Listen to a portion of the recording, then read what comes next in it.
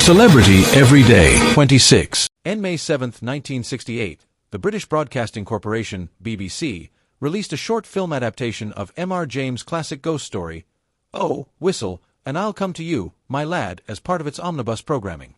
The success of this little film would revive interest in James and the classic ghost story, and in 1971 the BBC released the first of its A Ghost Story for Christmas films, an adaptation of James' story, The Stalls of Barchester Cathedral. In the following years, 7 more films would be released, one each year at Christmas time, mostly James stories, but with 2 original tales and an adaptation of Dickens in there as well, before the series was shelved in 1978.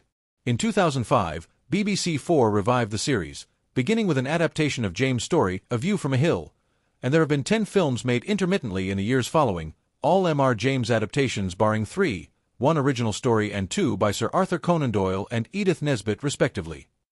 In the spirit of Christmas spooks, and the old tradition of gathering around the fire to tell a ghost story, as Dickens himself loved to do, he was responsible for many famous writers of the day giving ghost stories for anthologies specifically for Christmas, including Wilkie Collins, Elizabeth Gaskell and Robert Louis Stevenson.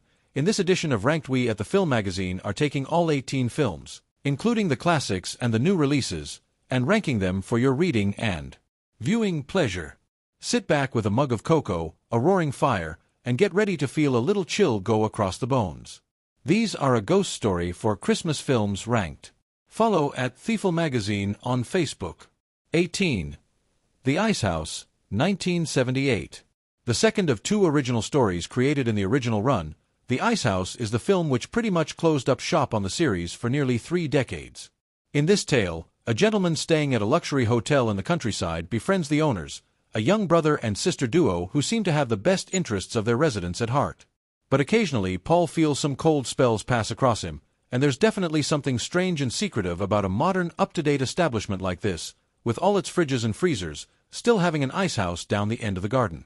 The first film in the series to be directed by someone other than Lawrence Gordon Clark, the film suffers from being decidedly unspooky, with a lack of chills save for perhaps one scene nearer the end. Irritatingly, it is also very uninteresting. Ghosts are lacking in this ghost story, and whilst the performances try to lend something to the tale, it never really manages to rattle any chains. The final reveals are bland, and it's easy to finish the film having forgotten pretty much everything as soon as it was said. 17. Stigma, 1977. The first of the 2 original stories from the original run, Stigma sees a mother at the mercy of an avenging spirit when a great boulder is moved from their garden. Now she's bleeding everywhere, though there's not a mark on her body, and her very life may be in danger. Stigma is a fun concept, and it was certainly a risk for the series to both set a film in the modern day, and not be an adaptation of a previous work. Filmed in Avebury in Wiltshire, which was also used that year for the underrated family dark fantasy/folk horror serial Children of the Stones, there's an attempt to blend past and present, bringing the traditional ghost story into the modern viewing age with an emphasis on bright red blood, hence the stigmata of the title, which possibly reflected the increase in explicit violence in film and TV happening in recent years. Despite this, the film just sort of ends, and you can throw as much blood on the screen as you want. If it doesn't chill the bones, it isn't what we're after. Watch Children of the Stones if you want good, spooky folk horror in the same setting in the same year. Recommended for you. Blood Junkies, 1993, Review. 16. Martin's Close, 2019. Peter Capaldi had acted in 2 Doctor Who stories written by Mark Gatiss in the past, and now, not only is he back under Gatiss' writing thumb, but also his directorial control. Point to note, you'll see many more Doctor Who links as this list progresses. This M.R. James adaptation has Simon Williams' narrator regale us with a tale about a strange court case from the past, in which Capaldi's Dolben must present the evidence for the conviction of a young man, Mr. John Martin, on trial for the murder of a young woman. The strange part is, she has been seen by multiple witnesses after she died. This adaptation isn't necessarily bad. The acting is strong, especially that of Peter Capaldi, but we all expected this. The direction is fine, and everything is generally okay. But therein lies the rub. It is okay.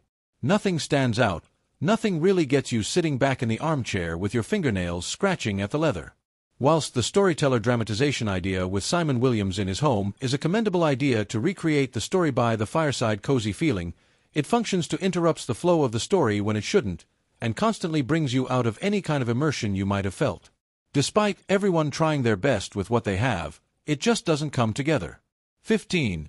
Woman of Stone, 2024. A ghost story for Christmas short film. Woman of Stone 2024. Woman of Stone, based on the short story Man-Size in Marble, is the first film in the A Ghost Story for Christmas series to have been adapted from a story written by a woman. In this Edith Nesbit adaptation, an aging Nesbit recounts one of her short ghost stories to her doctor, a story about young newlyweds Jack and Laura, who move to a cottage in the country. In the nearby church are two great effigies, men made in marble, who are said, every Christmas Eve, to rise from their slabs and walk the earth for 1 hour, to the very cottage Jack and Laura now inhabit. Woman of Stone is very much a case of what could have been. With the half-hour runtime these films have now slotted into, there isn't too much time to tell the story, and yet Mark Gatiss as writer and director has decided to use Nesbit as a framing device, obviously tapping into the tradition of telling ghost stories round the Christmas hearth, but completely wasting a good 5 minutes of runtime. Choice changes to the original story to weave in a domestic violence storyline are admirable but again detract from what the story should be doing, scaring the hell out of you. The result is that both elements seem undercooked rather than having one well made. Whereas the original story used a singular piece of evidence in true urban legend fashion to all but prove the ghostly presence without confirmation, this version gives several shots straight up telling you. The actors try their best, and it's well shot and crafted, but the writing problems are glaringly obvious. Forget subtlety, this film's issues are so clear as to have been chiseled from marble themselves. Celebrity Every Day, 26.